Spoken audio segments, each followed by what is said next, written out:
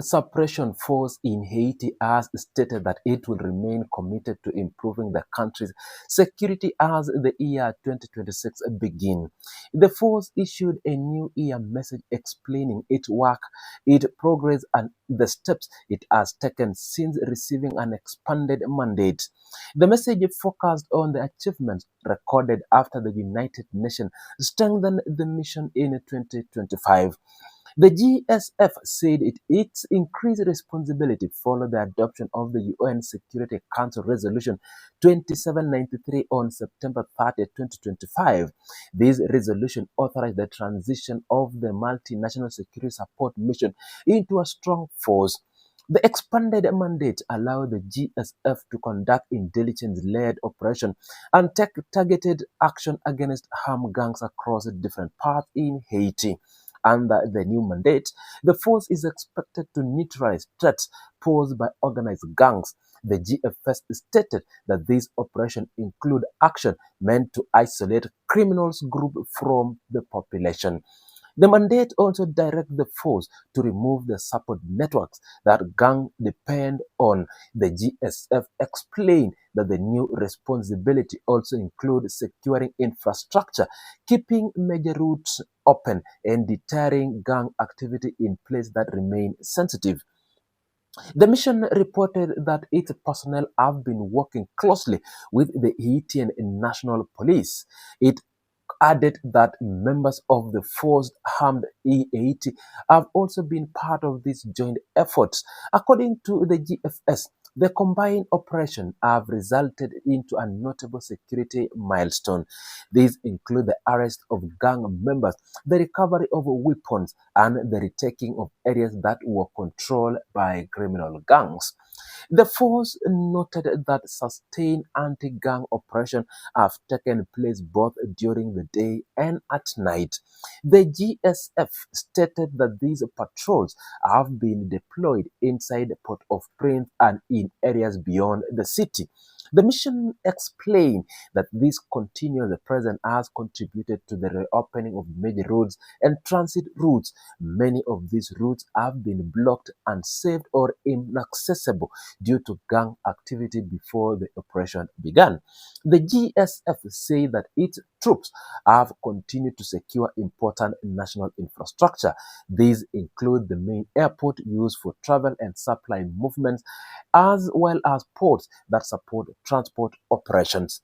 The force also listed major transit hubs among the areas under its protection.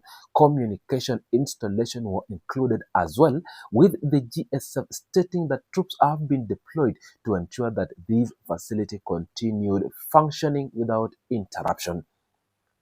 To improve its response time, the force said it has established a forward operation bases in areas affected by gangs. These bases allow security personnel to move quickly when incidents occurred. They also help maintain routine patrol coverage in zones that require constant attention.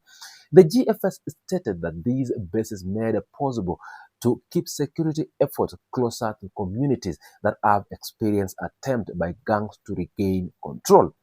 The mission said that its engagement with communication as or communities has increased alongside its security activities. The GFS explained that local stakeholders and civil society organizations have been part of several joint initiatives. These engagements are meant to strengthen relationships between the force and community. They also aim to encourage cooperation that supports security efforts in different parts of the country. Among the joint activities carried out, the mission mentioned blood donation drives that involved local participation. The GFS also highlighted peace marathon that brought communities together. Community violence reduction programs were listed as another initiative taken in partnership with civil society organization groups. The force also noted that media training was conducted as part of its engagement. All these activities were described as important steps toward building trust in places where GFS personnel operates. Kenya is currently leading the mission, and the GFS acknowledged the countries whose personnel form part of the force. These include the Bahamas, El Salvador, Guatemala, Jamaica, and Kenya. The mission recognized the work done by officers from these countries. It paid tribute to their efforts and stated that they have shown heroism and dedication while carrying out their duties in Haiti.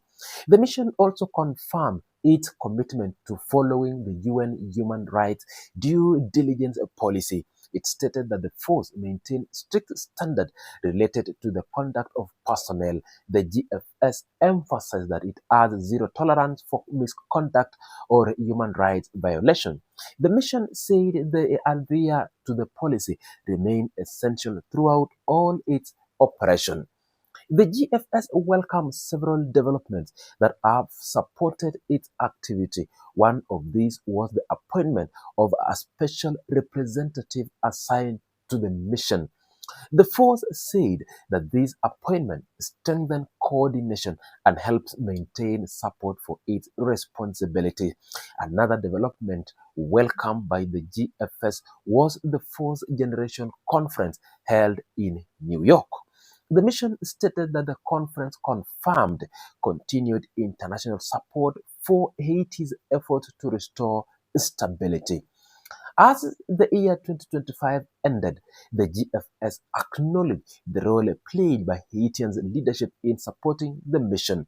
The force also recognized the confidence shown by the Haitian people. It stated that their support has been important for the operations carried out across the country. The GFS further acknowledged the work of local media in reporting security matters in a responsible way.